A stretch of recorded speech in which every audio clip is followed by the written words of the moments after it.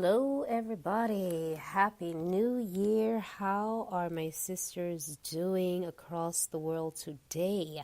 Hello, my name is Tonye. I am the creator and founder of Freedom at the Crossroads, helping women look better, feel better without the pressure. And I am a women's fit lifestyle holistic coach and empowerment speaker for women because we need help. So, ladies, carrying on from last episode when I was talking about compromise, just to give a little overview for those of you who weren't tuned in, I went on to discuss compromise and what a woman who compromises looks like.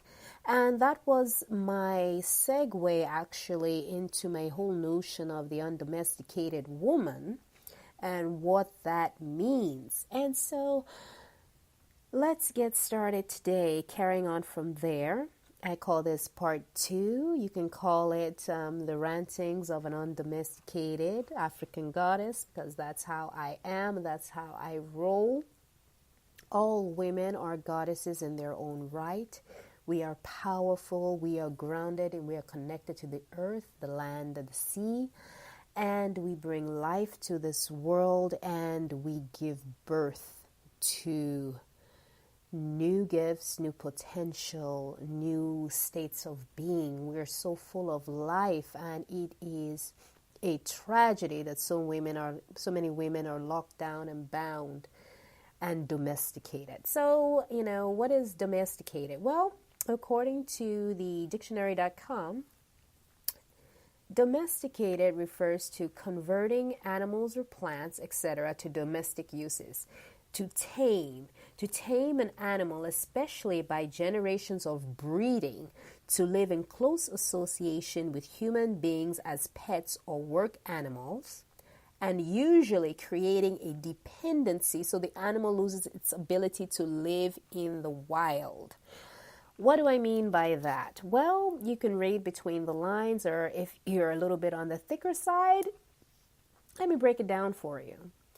Domesticated in all its senses means bound in my context. I'm referring to what women have been subjected to over a course of generations and centuries.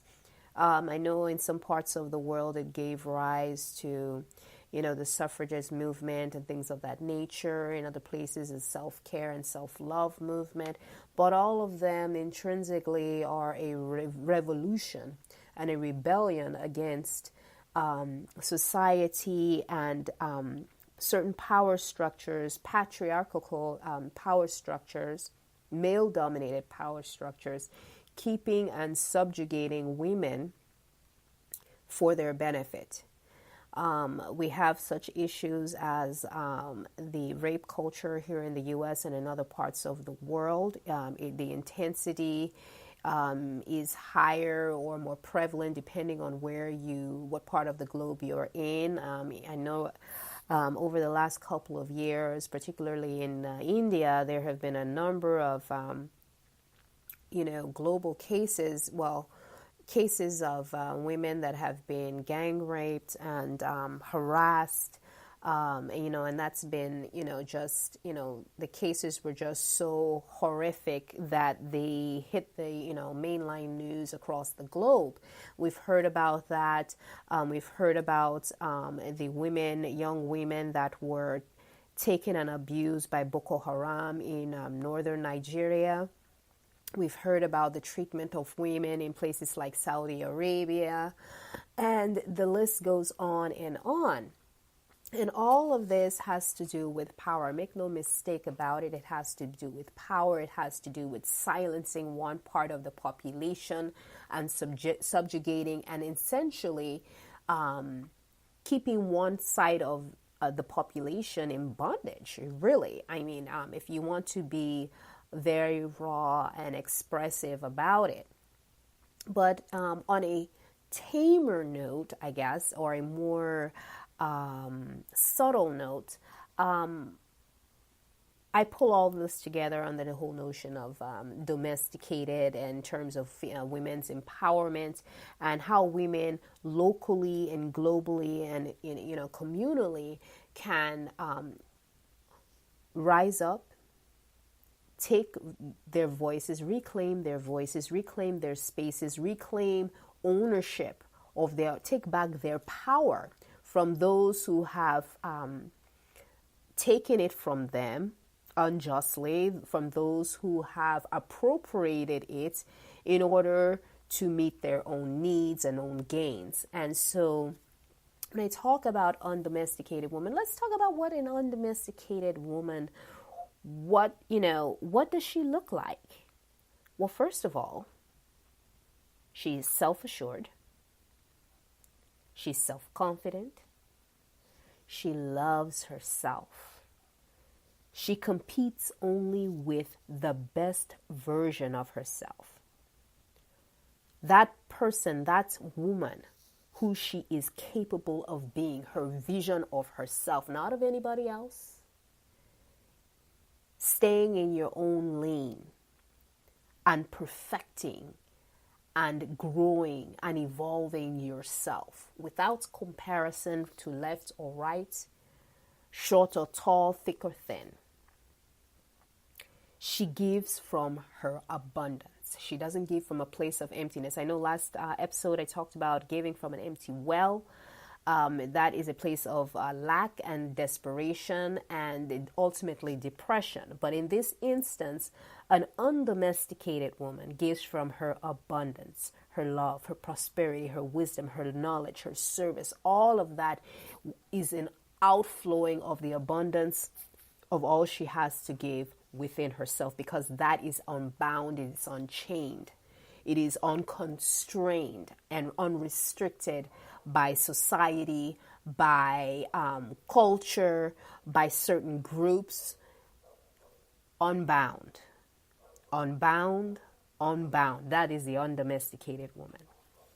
I've got a long list, and when I started making this list of what that undomesticated woman looks like, I thought I was going to stop at 10. And then once I hit 10, I went down to 15.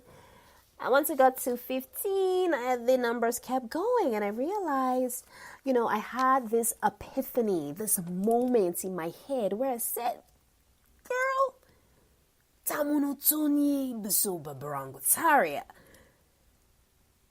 This is a journey.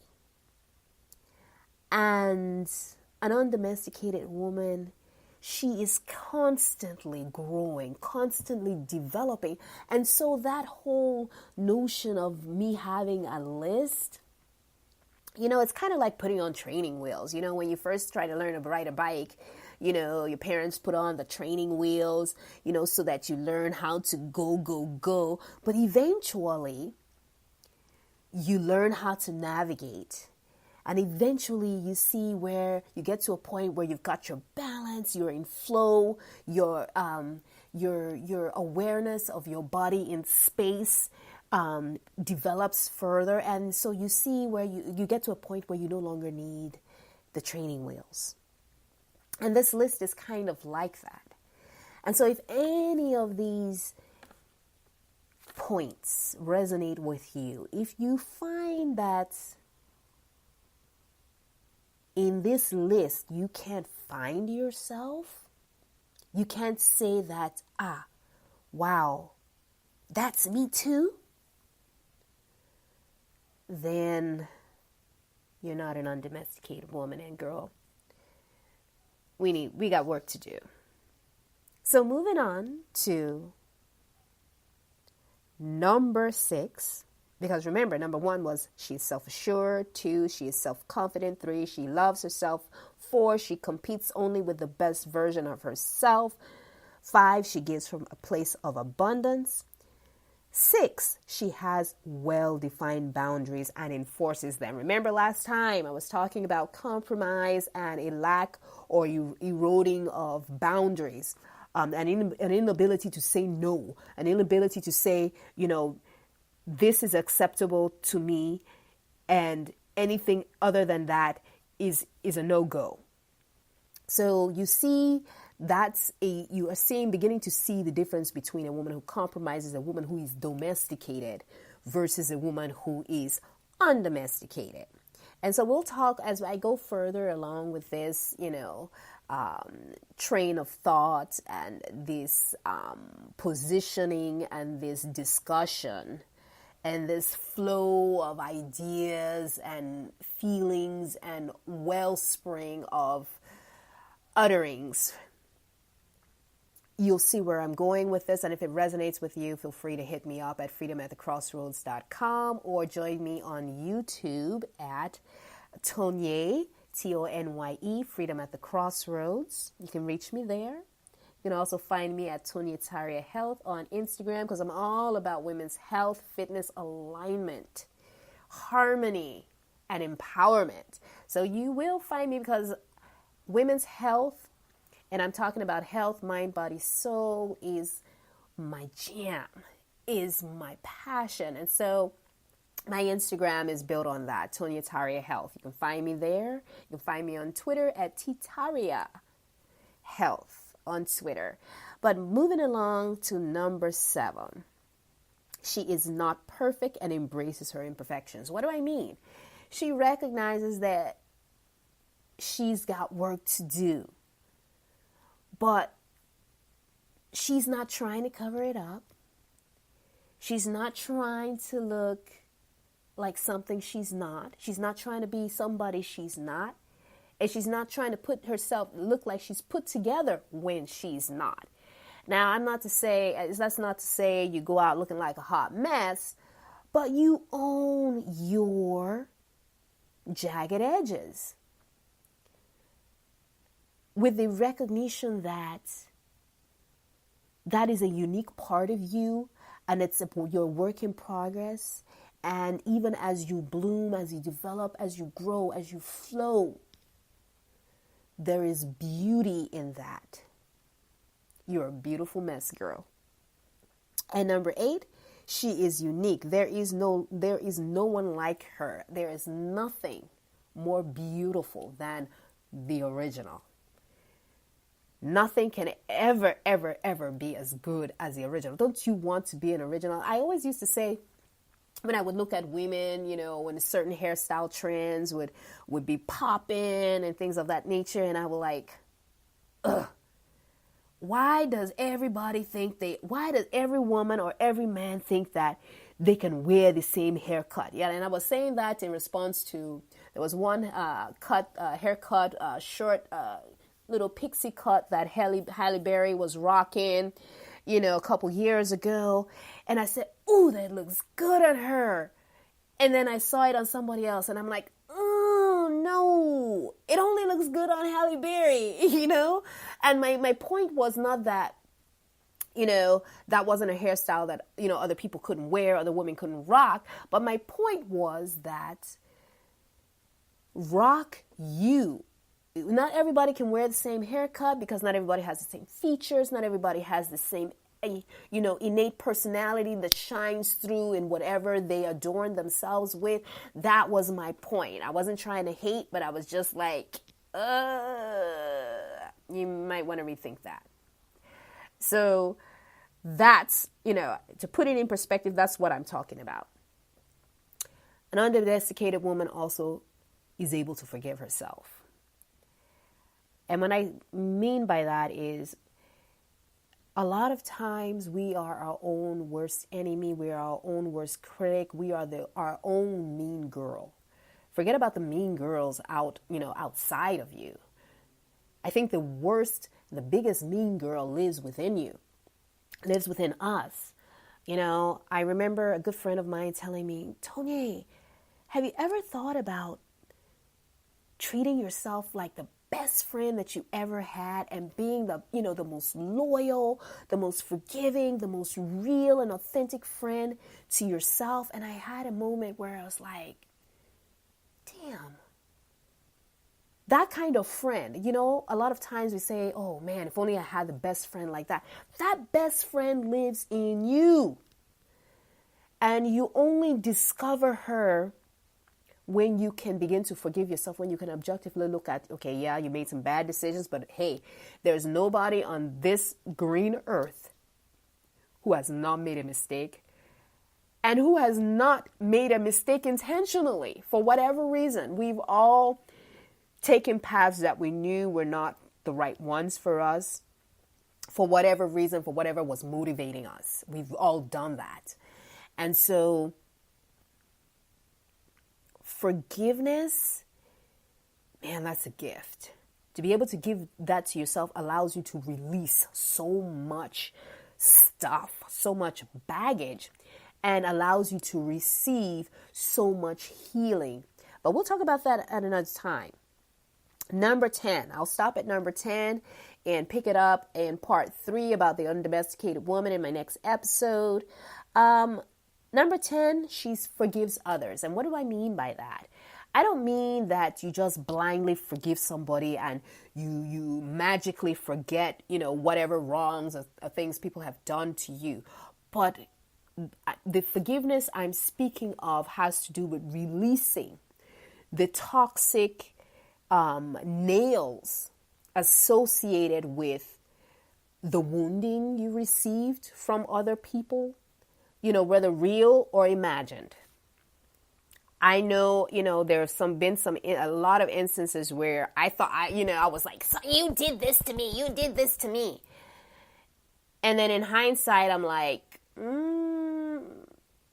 that may have been like 80%, maybe, that maybe 60% the other person, and a good 40% of it was at least me, or even 50%, or even 80% me, and 20% the other person, because I made that decision out of fear or some other motivating factor that was warped, was out of alignment with self, that gave me the mindset to allow such a thing to take place.